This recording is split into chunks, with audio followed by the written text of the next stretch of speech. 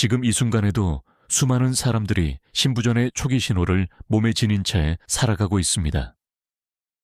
문제는 몸이 신호를 보내지 않는 것이 아니라 그 신호가 너무 미묘해서 쉽게 무시된다는 점입니다.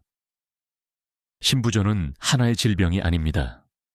오랜 시간 동안 심장을 조금씩 약화시키는 여러 작은 문제들이 쌓여 나타나는 결과입니다.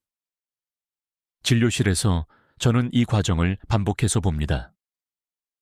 대부분의 환자들은 진단을 받을 즈음 이미 심장의 펌프 기능이 상당히 떨어진 상태입니다. 그러나 많은 분들이 모르는 사실이 있습니다. 신부전은 피할 수 없는 운명이 아닙니다. 초기 신호를 알아차리고 심장에 부담을 주는 생활 습관을 조정하면 진행을 늦추거나 막을 수 있는 시간이 아직 남아 있습니다. 숨이 차거나 쉽게 피로해지고 예전보다 활동량이 줄어드는 것을 단순한 노화로 여기기 쉽습니다. 하지만 의학적으로 보면 이런 변화는 위기가 오기 훨씬 전부터 나타나는 심장 기능 저하의 신호인 경우가 많습니다.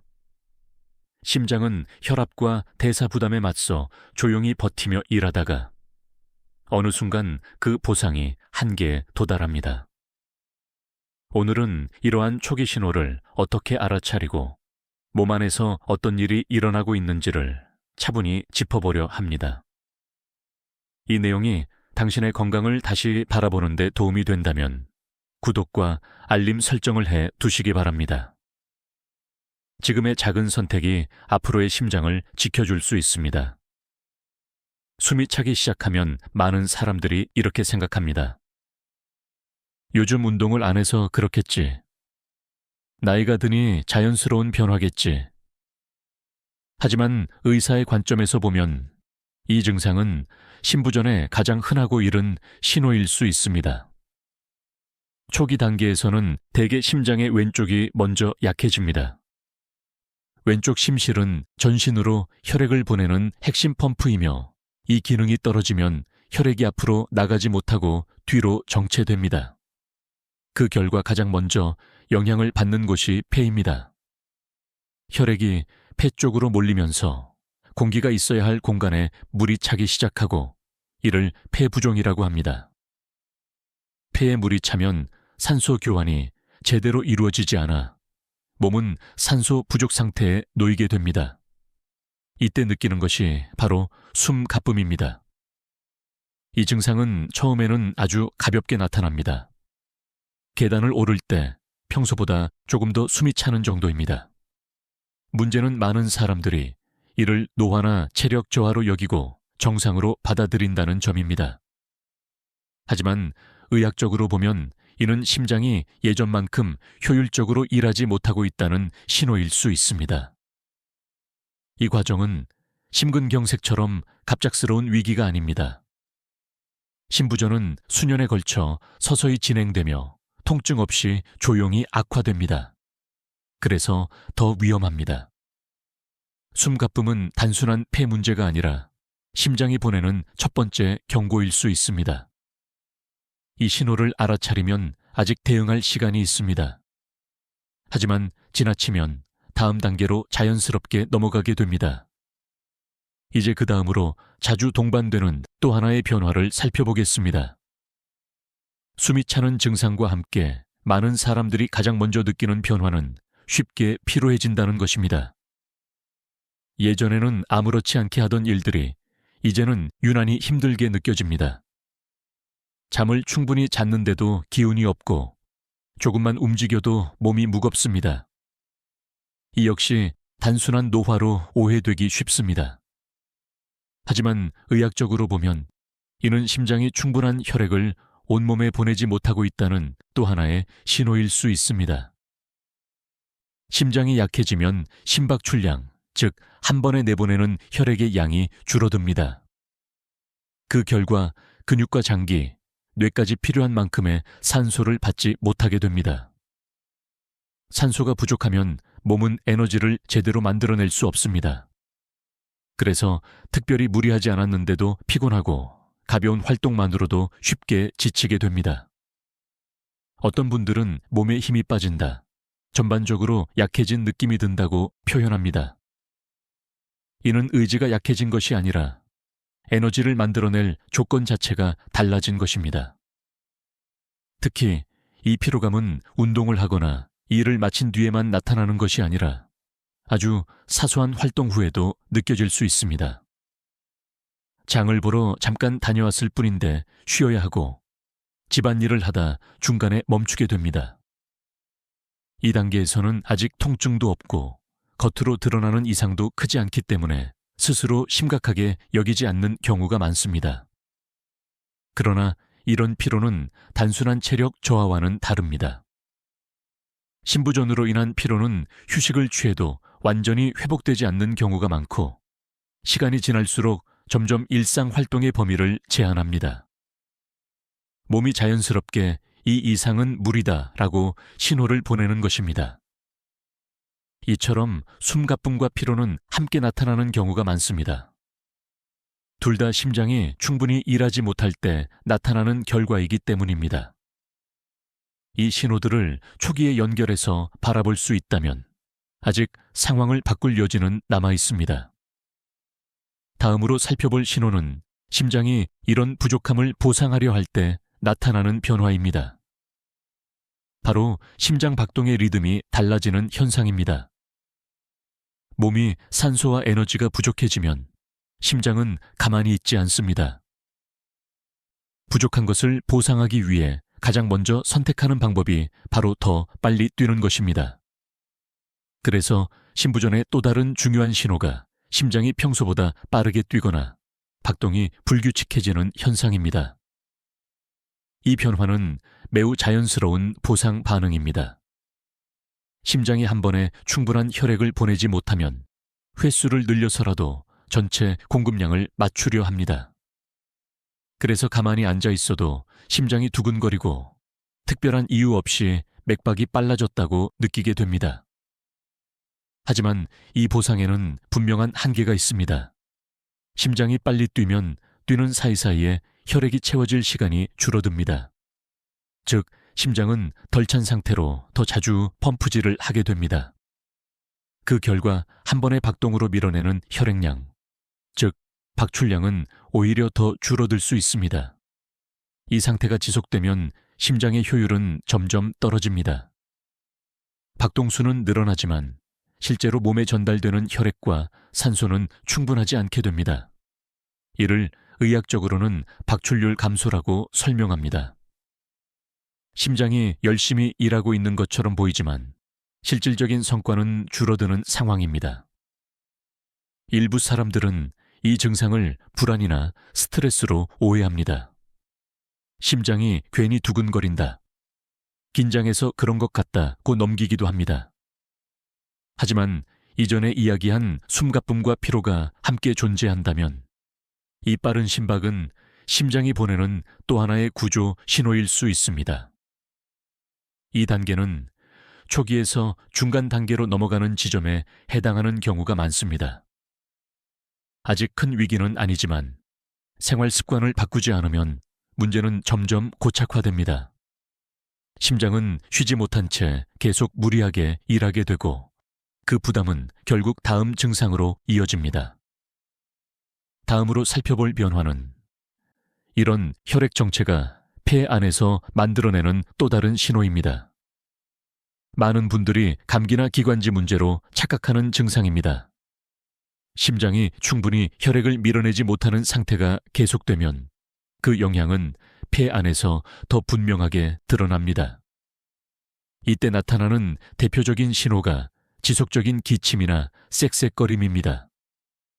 많은 사람들이 이 증상을 감기, 기관지염 또는 나이가 들면서 생긴 폐 문제로 오해합니다. 하지만 신부전에서는 전혀 다른 이유로 기침이 발생합니다.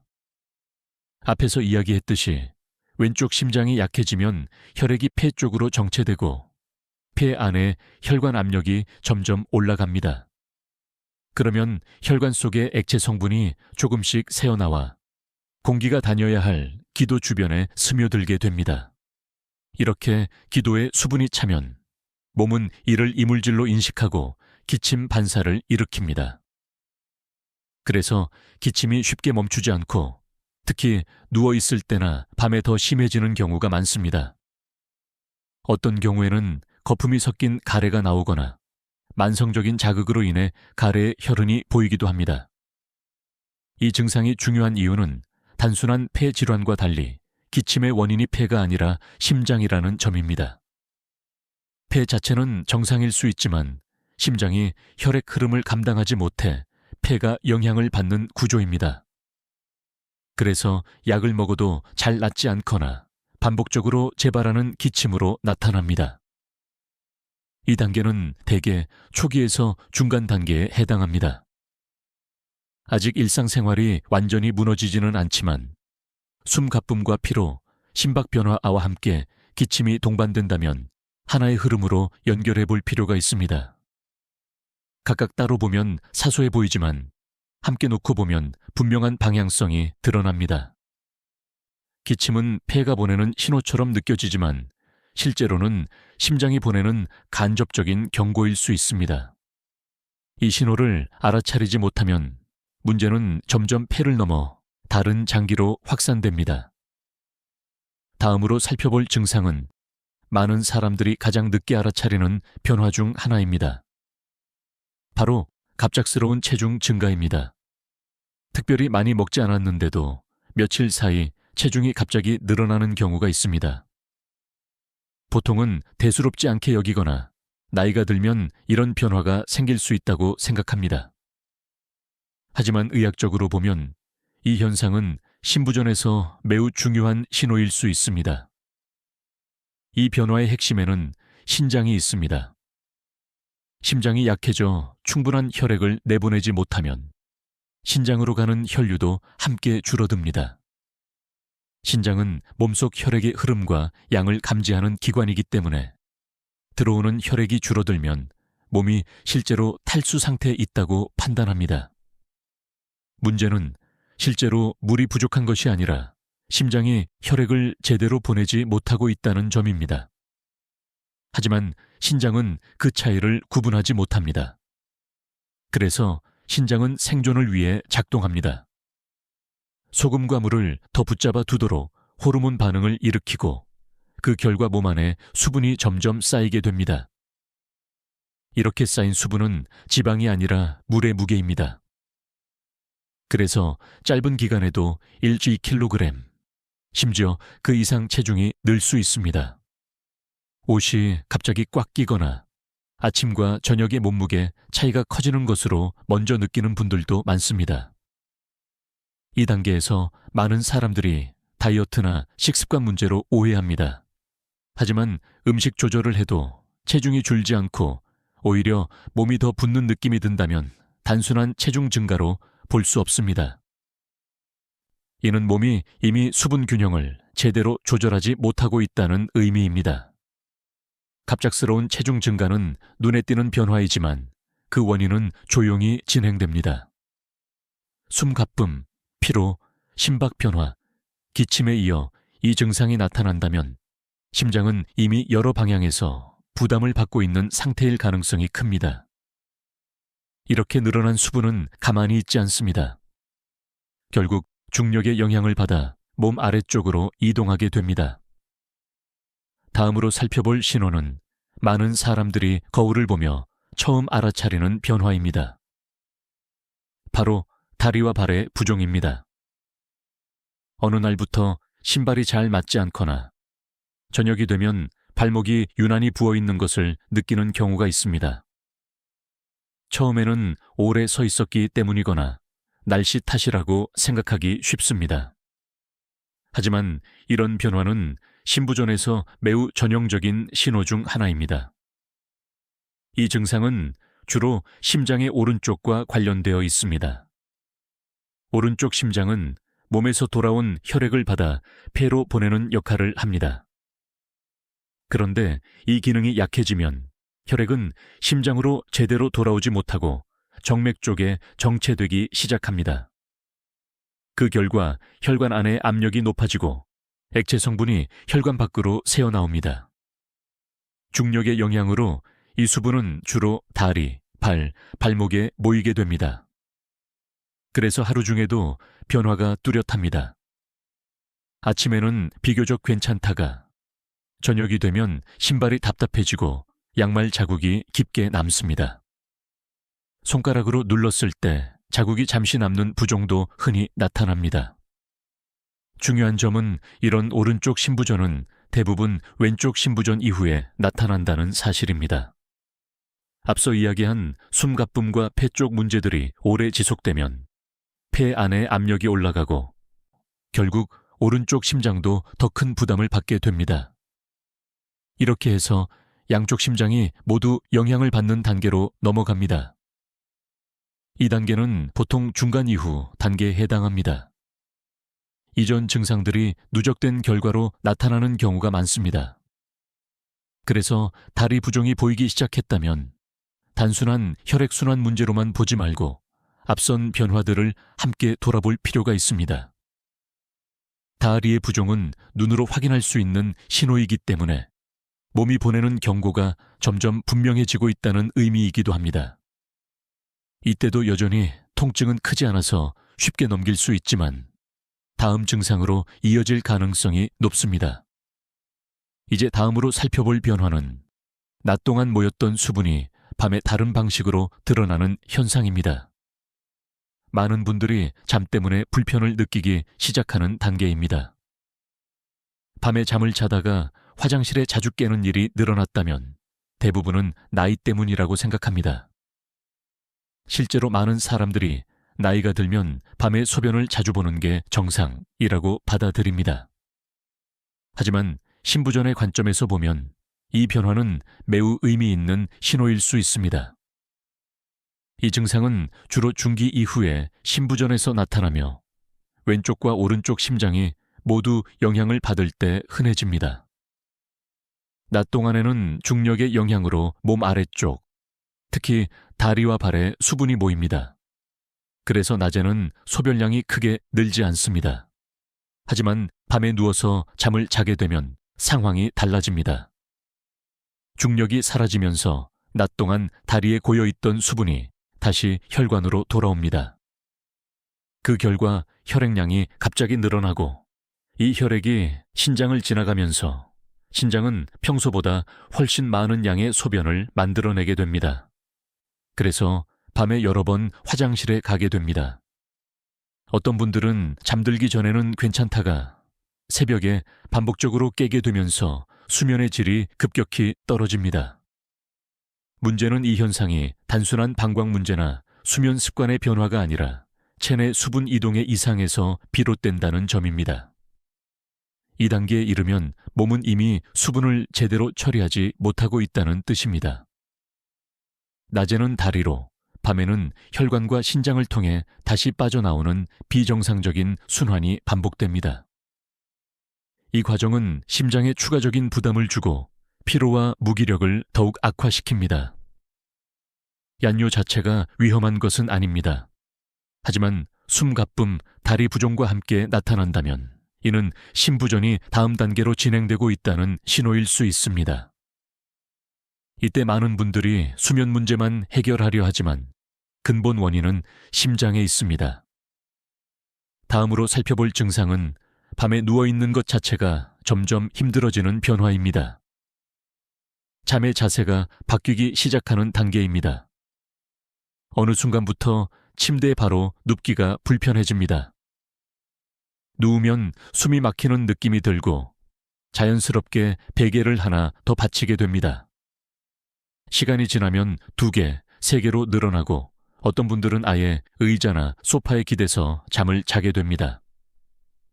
이 현상을 의학적으로는 기조호흡이라고 합니다. 이는 누웠을 때 숨쉬기가 더 어려워지는 증상으로 신부전에서 비교적 뚜렷하게 나타나는 신호 중 하나입니다. 이유는 단순합니다. 몸에 남아있는 과도한 수분이 누운 자세에서 다시 폐 쪽으로 이동하기 때문입니다. 앞서 이야기했듯이 왼쪽 심장이 약해지면 폐에 이미 어느 정도의 수분이 고여 있습니다. 여기에 오른쪽 심장 기능까지 떨어져 몸 전체에 수분이 쌓인 상태라면 누웠을 때 그 수분이 자연스럽게 폐로 몰리게 됩니다. 그러면 호흡은 더 어려워지고 눕는 자세를 유지할 수 없게 됩니다. 문제는 많은 사람들이 이를 수면 습관이나 편안함의 문제로 착각한다는 점입니다. 높은 베개가 편해서 그렇다. 앉아서 자면 허리가 덜 아프다고 생각하며 넘깁니다. 하지만 이는 몸이 무의식적으로 숨쉬기 쉬운 자세를 찾고 있다는 신호일 수 있습니다. 기좌호흡은 보통 중기에서 후기 단계에 나타납니다. 이미 숨가쁨, 피로, 부종, 야뇨가 함께 존재하는 경우가 많습니다. 이 단계에 이르면 심장은 하루 종일 과부하 상태에 놓여 있고 밤에도 충분히 회복하지 못합니다. 잠은 몸을 회복시키는 시간입니다. 그런데 누워서 숨을 쉬기조차 힘들다면 이는 단순한 불편함이 아니라 명확한 경고입니다. 다음으로 살펴볼 증상은 아주 가벼운 활동조차 감당하기 어려워지는 변화입니다. 일상의 범위가 눈에 띄게 줄어드는 단계입니다. 이 단계에 이르면 예전에는 생각하지도 않던 일들이 버겁게 느껴지기 시작합니다. 장을 보러 다녀오거나 계단 몇 개를 오르거나 가벼운 집안일을 하는 것조차 숨이 차고 쉽게 지칩니다. 몸이 갑자기 약해진 것처럼 느껴지지만 실제로는 심장이 더 이상 필요한 만큼의 혈액을 보내지 못하고 있는 상태입니다. 심장이 충분한 혈액을 내보내지 못하면 근육과 장기는 지속적으로 산소와 에너지가 부족해집니다. 그 결과 몸은 자연스럽게 활동을 줄이려 합니다. 이는 의지가 약해진 것이 아니라 몸이 스스로를 보호하기 위해 보내는 반응입니다. 이 시점에서는 보통 좌심실 기능 저하가 뚜렷해지고 동시에 우심실 기능 저하도 함께 나타나는 경우가 많습니다. 혈액은 앞으로도 뒤로도 원활하게 흐르지 못합니다. 폐에는 여전히 수분이 남아있고 몸 전체에는 정맥 우혈이 지속됩니다. 이런 상태에서는 아주 작은 활동도 큰 부담이 됩니다. 많은 분들이 이 변화를 나이 탓으로 돌립니다. 이 나이에 힘든 게 당연하다고 스스로를 설득합니다. 하지만 의학적으로 보면 이 정도의 기능 저하는 정상적인 노화의 범위를 벗어난 경우가 많습니다. 특히 이전에 설명한 증상들이 함께 있었다면 이는 심부전이 상당히 진행되었음을 시사합니다. 이 단계에서는 활동량이 줄어들면서 근육량도 빠르게 감소합니다. 움직이지 않으면 혈액순환은 더 나빠지고 심장은 더 비효율적으로 일하게 됩니다. 악순환이 시작되는 지점입니다. 그래서 이 신호는 단순한 불편함이 아니라 삶의 방향이 급격히 줄어들기 시작했다는 경고로 봐야 합니다. 이제 다음으로 살펴볼 변화는 몸의 중심부에서 나타나는 또 하나의 신호입니다. 겉으로 보기에는 살이 찐 것처럼 보이지만 실제로는 다른 이유가 숨어 있습니다. 어느 순간부터 배가 점점 불러오는 느낌을 받는 분들이 있습니다. 식사량은 예전과 크게 다르지 않은데 허리가 답답하고 바지가 잘 맞지 않습니다. 많은 경우 이를 단순한 체중 증가나 소화 문제로 생각하고 지나칩니다. 하지만 신부전의 진행 과정에서는 이 변화가 매우 중요한 의미를 가집니다. 이는 주로 오른쪽 신부전에서 나타나는 전형적인 신호입니다. 오른쪽 심장이 혈액을 제대로 받아들이지 못하면 혈액은 정맥 쪽에서 계속 정체되고 그 압력이 복부 장기 쪽으로 전달됩니다. 이 과정에서 간과 장, 그리고 복강 내 혈관들의 압력이 올라가게 됩니다. 압력이 높아지면 혈관 안에 있어야 할 액체 성분이 서서히 밖으로 새어나와 복강 안에 고이게 됩니다. 이를 복수라고 부릅니다. 배 안에 물이 차는 상태입니다. 복수가 생기면 단순히 배만 불러오는 것이 아닙니다. 간은 압박을 받아 제 기능을 하지 못하고 장은 부어오르면서 소화가 잘 되지 않습니다. 그래서 식사량이 줄어들고 조금만 먹어도 더부룩함을 느끼게 됩니다. 하지만 체중은 줄지 않고 오히려 늘어나는 모순적인 상황이 발생합니다. 이 증상은 대부분 좌심부전이 먼저 진행된 뒤에 나타납니다. 폐에 쌓인 수분과 높아진 폐 압력이 결국 오른쪽 심장에 부담을 주고 그 결과 몸 전체의 정맥순환이 무너지는 단계로 넘어갑니다. 이 시점에서는 심부전이 상당히 진행된 상태라고 볼 수 있습니다. 복부 팽만은 겉으로 보기에 살이 찐 것처럼 보여서 더 늦게 발견되는 경우가 많습니다. 하지만 이는 단순한 체형 변화가 아니라 몸 안의 순환 시스템이 한계에 도달했음을 알리는 신호입니다. 이제 마지막으로 이 모든 변화들이 왜 생겼는지, 그리고 어떻게 하면 이 흐름을 멈추거나 늦출 수 있는지 정리해 보겠습니다. 지금까지 살펴본 모든 신호들은 서로 떨어져 있는 문제가 아닙니다. 하나의 흐름 안에서 천천히, 그러나 분명하게 이어져 있습니다. 숨이 차기 시작하고 쉽게 피로해지고 심장이 빨라지고 기침이 생기고 체중이 늘고 다리가 붓고 밤에 자주 깨고 눕기 힘들어지고 일상이 점점 줄어들고 결국 배까지 불러옵니다. 이 모든 과정은 몸이 무너지고 있다는 선언이 아니라 몸이 끝까지 버티며 보내는 구조 신호입니다. 심부전의 가장 큰 오해는 이미 늦었다는 생각입니다. 하지만 실제로는 그렇지 않은 경우가 훨씬 많습니다.